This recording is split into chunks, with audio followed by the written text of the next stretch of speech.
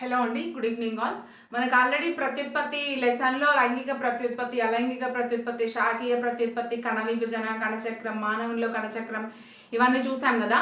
Next ఆ లెసన్లో last topic వచ్చేసి మనకి ప్రత్యుత్పత్తి ఆరోగ్యం మీన్స్ రిప్రొడక్టివ్ హెల్త్ అనమాట. ఈ రిప్రొడక్టివ్ హెల్త్ గురించి మనకి తెలుసుకోవాల్సిన అవగాహన ఏంటి అంటే, చిన్న వయసులో మ్యారేజెస్ కావడం వల్ల, బాల్య వివాహాల వల్ల, చైల్డ్ మ్యారేజెస్ వల్ల ప్రతి సంవత్సరం మనకు ఒక 21% బాలింతలు అనేవారు చనిపోతున్నారు అనమాట. అంటే తక్కువ ఏజ్లో మ్యారేజెస్ వల్ల ఇలాంటివన్నీ జరుగుతున్నాయి. ఒక 18% ఆడవాళ్ళు అంటే వాళ్ళకి గర్భం దాల్చిన తర్వాత డెలివరీకి ముందే, అంటే డెలివరీ కాకముందే కూడా పోషకాహార లోపం వల్ల కావచ్చు, మెడిసిన్ సరిగా అందకపోవడం వల్ల కావచ్చు, వేరియస్ రీజన్స్ వల్ల ఒక 18% అనేవాళ్ళు చనిపోవడం జరుగుతుంది. 21% వరకు బాలింతలు చనిపోవడం జరుగుతుంది అనమాట. ఎందుకు ఇవన్నీ మరణాలు ఇంతకనం జరుగుతున్నాయి అంటే, బికాస్ ఆఫ్ మనకి చైల్డ్ మ్యారేజెస్ ఎక్కువగా ఉన్నాయి. ఓకేనా, వాటిని అరికట్టాలి. చైల్డ్ మ్యారేజెస్ అరికట్టడానికి చట్టాలు కూడా ఉన్నాయి మనకి. ఓకేనా, అవి పక్కన పెడితే మనకి ప్రత్యుత్పత్తి పరంగా ఆరోగ్యంగా ఎందుకు ఉండాలంటే, సెక్సువల్ ట్రాన్స్మిటెడ్ డిసీజెస్ రాకుండా, అంటే మల్టిపుల్ వ్యక్తులతో సెక్స్ చేయడం వల్ల, లైంగిక కార్యక్రమాలు అనేవి మల్టిపుల్ వ్యక్తులతో సెక్స్ చేయడం వల్ల మనకి సెక్సువల్ ట్రాన్స్మిటెడ్ డిసీజెస్ అనేవి వస్తాయి. STDs అంటారు వాటిని. ఓకేనా, ఏంటంటే మనకి సెక్సువల్గా వచ్చే ప్రత్యుత్పత్తి పరంగా వచ్చే వ్యాధుల గురించి చూసినట్లయితే, బ్యాక్టీరియల్ వ్యాధులు కొన్ని ఉన్నాయి, వైరల్ వ్యాధులు కొన్ని ఉన్నాయి. బ్యాక్టీరియల్ వ్యాధులు ఏంటి అంటే గనేరియా మరియు సిఫిలిస్ అనేవి బ్యాక్టీరియల్ వ్యాధులు అనమాట. ఓకేనా, ఎయిడ్స్ అనేది వైరస్ వ్యాధి. ఎయిడ్స్ కలిగించే వైరస్ ఏది అంటే HIV. ఓకేనా, హ్యూమన్ ఇమ్యూనో వైరస్. ఎయిడ్స్ అంటే ఎక్వైర్డ్ ఇమ్యూనో డెఫిషియన్సీ సిండ్రోమ్ అనే వ్యాధి HIV వైరస్ వల్ల వస్తుంది. నెక్స్ట్ వచ్చేసి గనేరియా మరియు సిఫిలిస్ అనేవి బ్యాక్టీరియల్ వ్యాధులు. మల్టిపుల్ వ్యక్తులతో సెక్స్ చేయడం వల్ల ఈ వ్యాధులు అనేవి రావడానికి ఛాన్స్ ఉంది. ART అనేది HIV వాళ్ళకి వైద్య సదుపాయం అందించే ఒక థెరపీ అనమాట. ART means anti retroviral therapy. ఓకేనా, ART అంటే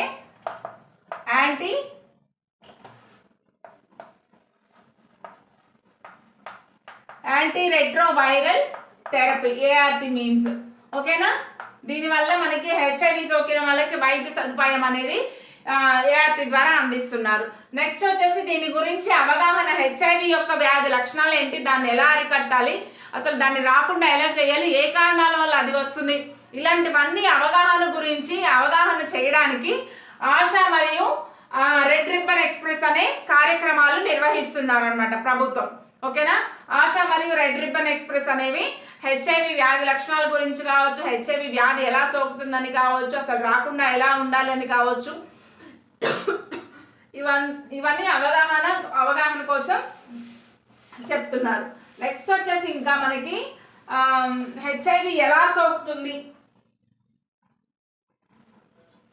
దాని గురించిన మార్గాలు ఏంటి అంటే, HIV మనకి ఒకసారి సోకితే దానికి నియంత్రణ లేదనమాట.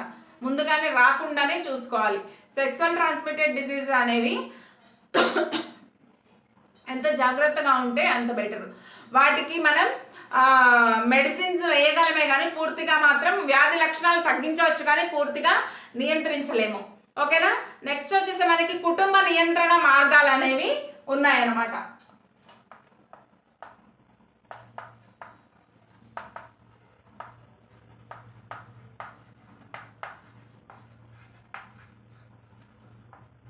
ఈ కుటుంబ నియంత్రణ మార్గాలు వచ్చేసి అంటే ఎక్కువ మంది పిల్లలు లేకుండా, అంటే ఒక్కరు లేదా ఇద్దరు జనాభా పరంగా, లేదంటే వాళ్ళకున్న పేదరికం పరంగా కావచ్చు, ఇంకేదైనా కావచ్చు, ఒక్కరు లేదా ఇద్దరు అనే కార్యక్రమాన్ని మనం చాలాసార్లు విన్నాం. కొన్ని దేశాల్లో అయితే 1 or none అనే నినాదం కూడా ఉంది. ఉంటే ఒక్కరు, లేదంటే అసలే వద్దు. అంటే జనాభా ఎక్కువైన దేశాల్లో ఇలాంటి నినాదం మనం ఆల్రెడీ వినే ఉన్నాం. ఓకేనా, ఈ విధంగా జనాభా నియంత్రణ అనేది జరగాలి.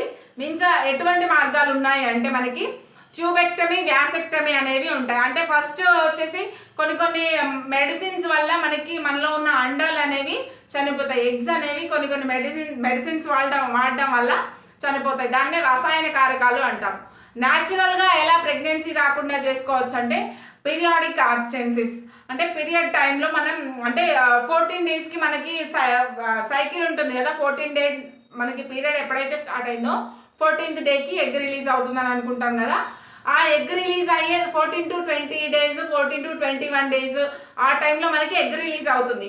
ఓకేనా, ఆ టైంలో కలవకుండా ఉండడం, లేదంటే లాక్టేషనల్ ఎమెన్యూరియా టైంలో కూడా మనకి ప్రెగ్నెన్సీ అనేది రాదనమాట. మీన్స్ మనకి బేబీ బర్త్ అయిన తర్వాత ఒక 6 months వరకు లాక్టేషనల్ ఎమెన్యూరియా పీరియడ్ అంటాం. ఏంటి అంటే అది బేబీకి మనం మిల్క్ త్రూ ద ఫీడింగ్ ఇవ్వడం, బేబీకి ఫీడింగ్ ఇస్తాం కదా, సో అందుకు పీరియడ్ రాదు. దట్స్ వై మనం కన్సీవ్ అయ్యే ఛాన్స్ ఉండదు. అది ఒక నియంత్రణ మార్గం. ఓకేనా. నెక్స్ట్ వచ్చేసి రసాయన కారకాలు ఏమున్నాయంటే కొన్ని మెడిసిన్స్ వాడడం వల్ల ఎగ్ అనేది స్పెర్మ్తో రీచ్ అవ్వదు. అలాంటివే మెడిసిన్స్ మనకి పురుషులకు కూడా ఉన్నాయి. ఓకేనా, దానివల్ల స్పెర్మ్స్ అనేవి చచ్చిపోతాయి. దీన్నే మనం స్పెర్మిసైడ్ అంటాం. స్పెర్మిసైడ్, స్పెర్మ్ని చంపే మెడిసిన్స్ని స్పెర్మిసైడ్స్ అనే అంటాం. ఓకేనా. నెక్స్ట్ వచ్చేసి అంటే సర్జికల్గా ఏమైనా మెథడ్స్ ఉన్నాయా అంటే ఉన్నాయి. అవి వచ్చేసి మనకి tubectomy and vasectomy.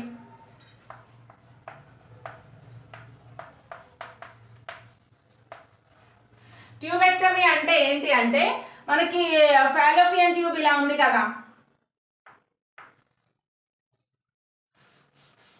Fallopian tube ఉంటుంది కదా ఇలా, ఇది ఫాలోపియన్ ట్యూబ్ కదా, ఇక్కడ ఏంటంటే కొంచెం కట్ చేసి ముడేస్తారనమాట.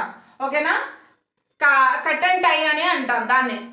ఫాలోపియన్ ట్యూబ్లో ఈ పార్ట్ని మధ్యలో కట్ చేసి ముడివేయడాన్నే ట్యూబెక్టమీ అంటాం. వ్యాసెక్టమీ వచ్చేసి ట్యూబెక్టమీ ఏంటంటే స్త్రీలకు చేసే ఒక సర్జికల్ మెథడ్. అదే పురుషులకి చేసేది ఏంటంటే వ్యాసెక్టమీ అంటాం. వ్యాసెక్టమీలో శుక్రవాహిక ఉంటుంది కదా, ఈ శుక్రవాహికని కట్ చేసి ముడేస్తారు. అంటే కట్ అండ్ టై మెథడ్. ఇది కూడా శుక్రవాహికను కట్ చేసి ముడేయడాన్నే వ్యాసెక్టమీ అంటాం. ఇది పురుషులకి చేసే ఒక సర్జికల్ మెథడ్ అనమాట. ఓకేనా. న్యాచురల్గా కొన్ని మెథడ్స్ ఉన్నాయి, మెడిసిన్స్ యూజ్ చేసి కొన్ని మెడిసిన్స్ ద్వారా కూడా మనం కన్సీవ్ అయ్యే ఛాన్స్ లేకుండా కుటుంబ నియంత్రణ అనేది చేసుకోవచ్చు. సర్జికల్ మెథడ్స్ అనేవి ఉన్నాయన్నమాట. ఓకేనా. మనం భ్రూణ హత్యలు అనే దాన్ని ఆపాలి. భ్రూణ హత్యలు మీన్స్ అమ్మాయిలు అయితే కొంతమంది అబార్షన్ చేయించుకొని చంపేస్తున్నారు కదా, అలాంటివనే వాటిని భ్రూణ హత్యలు అంటాం. ఓకేనా. అంటే స్కానింగ్ తీసుకొని ఆమ్నియోసెంటసిస్ ద్వారా మనకి జెండర్ అనేది తెలుసుకోవచ్చు. అలాంటి ప్రాసెస్ అనేది ఇల్లీగల్ అయింది. అంటే 2000 బిఫోర్ 90sలో ఏంటంటే అది లీగల్ అనమాట. ఓకేనా. ఆ లీగల్ అయిన దాన్ని చాలామంది యూజ్ చేసుకొని జెండర్ తెలుసుకొని బేబీ గర్ల్ అయితే మాత్రం చంపేస్తున్నారు, అబార్షన్ చేయించుకున్నారు. అలా చాలా నష్టం జరుగుతుందని, ఆడపిల్లలకి నష్టం జరుగుతుంది అనేసి దాన్ని ఆమ్నియోసెంటసిస్ అనే ప్రాసెస్ని ఇప్పుడు ఇల్లీగల్ చేశారు. ఓకేనా. ఎవరైనా జెండర్ రివీల్ గురించి టెస్ట్ చేయించుకోవాలనుకుంటే దానికి జైలు శిక్ష ఉంది, జరిమానా కూడా విధిస్తారు గవర్నమెంట్ వాళ్ళు. ఓకేనా. జెండర్ రివీల్ అనేది ఇల్లీగల్ అనమాట. ఏదైనా హాస్పిటల్లో జెండర్ రివీల్ టెస్ట్ ఉంది అంటే ఆ హాస్పిటల్ మీద రైట్ చేసి దాని మీద కేసు పెట్టే అవకాశాలు కూడా ఉన్నాయన్నమాట. సో అలా ఆమ్నియోసెంటసిస్ అనేది బ్యాన్ చేశారు మన దేశంలో. ఫారిన్ కంట్రీస్లో జెండర్ రివీల్ అనేది లీగలే, అక్కడ లీగలైజ్డ్. మన దేశంలో మాత్రం జెండర్ రివీల్ అనేది ఇల్లీగల్ అనమాట. అంటే బేబీ గర్ల్స్ని చంపేయడం ఎక్కువైపోయింది ఆ ఆమ్నియోసెంటసిస్ వల్ల. ఓకేనా. భ్రూణ హత్యలు నివారించాలంటే ఆడ మగ తేడా లేకుండా మనం పెంచాలి. ఫస్ట్ పిల్లల్ని వచ్చేసి గర్ల్ బాయ్ అని డిఫరెన్సెస్ మనం చూడొద్దు అనమాట. అంటే అలా పెంచాలి. సొసైటీని కూడా అలా ట్యూన్ చేయాలి. ఓకేనా. ఆడపిల్లల్ని తక్కువ చేసి చూడడం, మగవాళ్ళకి ఎక్కువ హైలైట్ ఇవ్వడం, ఇలాంటివన్నీ చేయకుండా బోత్ ఆర్ సేమ్ అన్నట్లు ఆ మార్పు అనేది తల్లిదండ్రుల నుంచే రావాలి. ఈవెన్ స్కూల్లో కూడా చాలా అంటే కొంతమంది టీచర్స్ ఏంటంటే ఏదైనా రాజు గురించి ఎక్కువ కథలు చెప్తారు, రాజు వచ్చాడు ఆమెని కాపాడాడు అనేసి. అట్లాంటివి కాకుండా ఝాన్సీ లక్ష్మీబాయి గారి గురించి ఇట్లాంటివి ఎక్కువ చెప్పాలి. ఫర్ ఎగ్జాంపుల్ మనకి బాయ్స్కి అయితే క్రికెట్ ఆడమని, వాలీబాల్ ఆడమని ఇట్లాంటివన్నీ అప్పగించి, అమ్మాయిలకైతే క్లాస్ రూమ్ క్లీన్ చేయండి, క్లాస్ రూమ్లో ముగ్గులేయండి, ఇట్లాంటివన్నీ చెప్తారు.